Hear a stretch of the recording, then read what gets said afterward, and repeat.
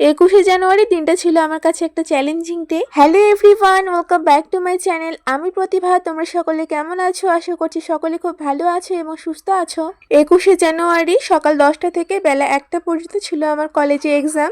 আর সেদিনই আমার বাড়ি থেকে 50 কিলোমিটার দূরে একটা মেহেন্দির কাজ ছিল।